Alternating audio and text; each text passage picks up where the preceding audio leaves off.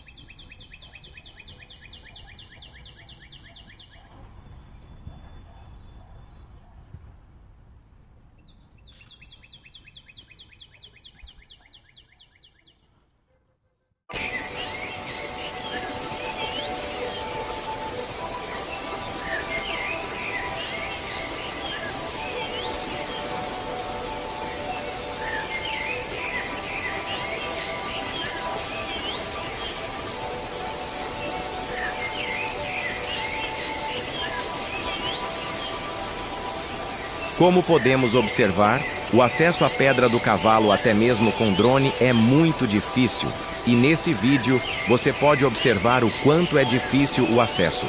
É possível acessar a parte da barragem passando também por baixo da rede elétrica, bem próximo à linha d'água. Daria um pouco mais de trabalho, mas nada impossível. Mas eu prefiro passar por cima dependendo das condições meteorológicas.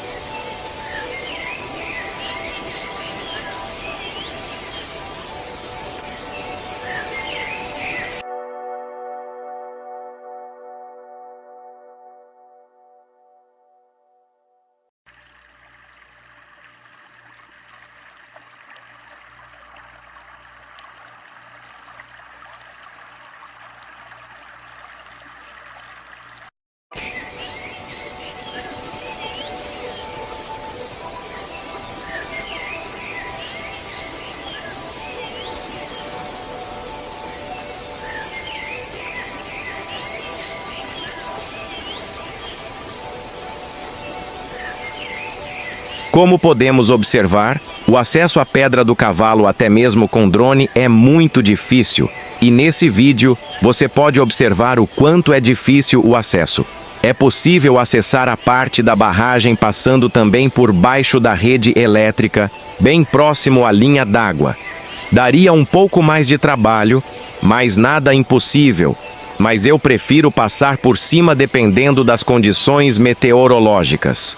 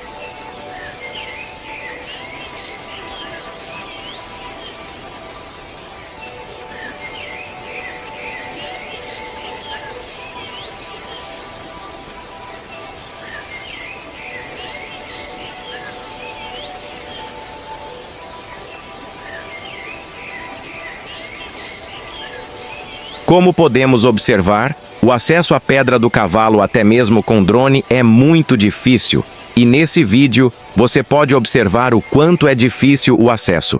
É possível acessar a parte da barragem passando também por baixo da rede elétrica, bem próximo à linha d'água. Daria um pouco mais de trabalho, mas nada impossível. Mas eu prefiro passar por cima dependendo das condições meteorológicas.